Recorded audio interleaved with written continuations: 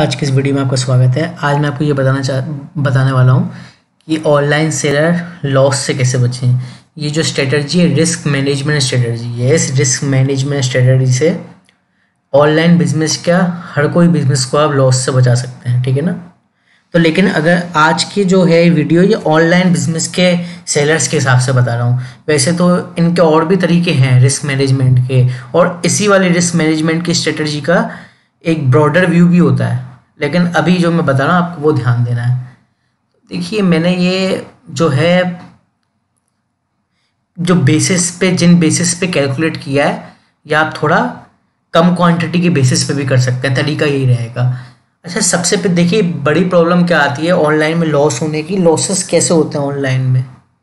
देखिए, ऑनलाइन में लॉसेस की सबसे जो मेन वजह होती है वो होती है कस्टमर रिटर्न्स।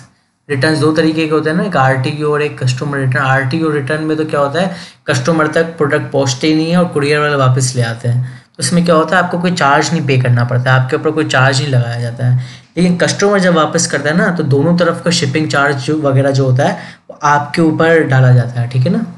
तो आमतौर पर ये तो वेबसाइट टू वेबसाइट डिपेंड करता है। कोई वेबसाइट का 160 रुपये होता है, किसी का 180, किसी का 200 तक होता है, और एक कम ज़्यादा भी होते रहते हैं, ठीक है। लेकिन मैं एवरेज लॉस जो कस्टमर रिटर्न के जो शिपिंग चार्जेस वगैरह सबके होते हैं उसको 200 रुपीज़ माना है मैंने।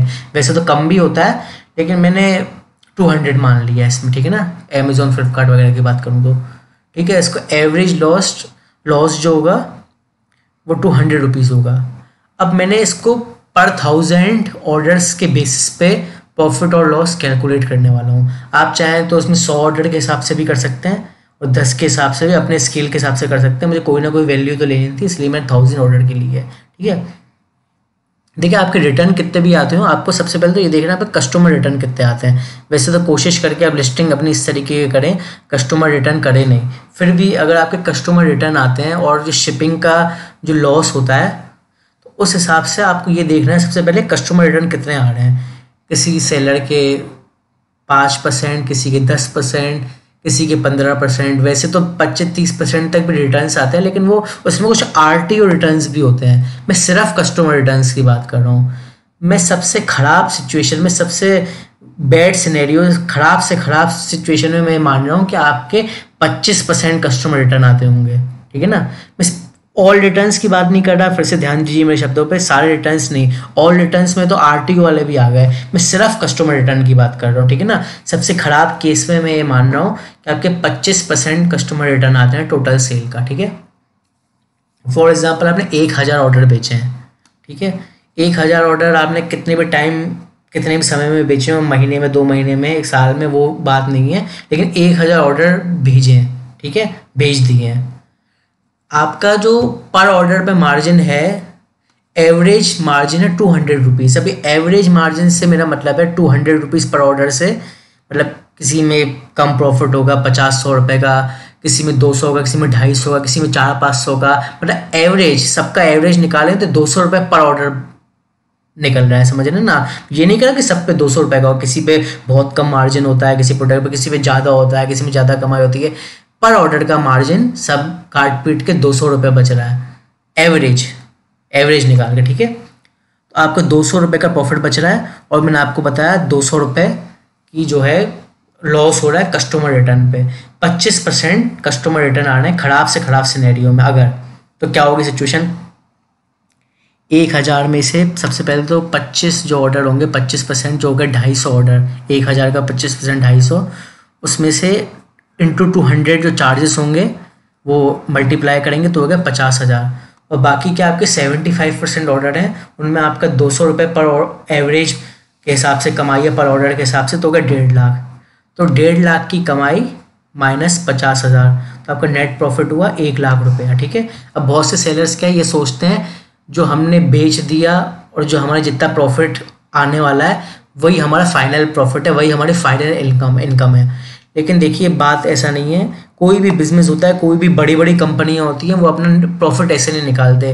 वो अपनी इनकम जो होती है नेट प्रॉफिट के बेसिस पे कैलकुलेट करते हैं, प्रॉफिट के बेसिस पे नहीं करते। नेट प्रॉफिट में सब आ जाता है, एक्सपेंसेस, लॉसेस वगैरह, ये वो, ठीक है ना, सब आ जाता है। तो आपको नेट प्रॉफिट के हिसाब से अपनी इनकम माननी है, ना कि प्रॉफिट के हिसाब से। प्रॉफिट तो ये 1.5 लाख रुपये हो गया, ठीक है, लेकिन नेट प्रॉफिट क्या हुआ, 1 लाख रुपया, तो ये नेट प्रॉफिट होता है आपकी इनकम, ठीक है।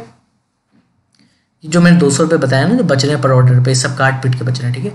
तो ये 1 लाख रुपये महीना हो गया। अब आप कह रहे हैं 200 रुपये तो नहीं, मैं तो ठीक है मैंने कम कर दिया, तो एवरेज जो कमाई है पर ऑर्डर पे वो 150 रुपया है, ठीक है ना। तो 150 रुपया है जो, तो उसमें ये 750 ऑर्डर इंटू 150 तो हो गई 1,12,500, और वही 25% कस्टमर रिटर्न आया है जिसपे 200 रुपये चार्ज लगाया पर रिटर्न पे, जो हुआ 50,000। तो आप 1,12,500 में से 50,000 माइनस करेंगे तो आपका नेट प्रॉफिट आया 62,500।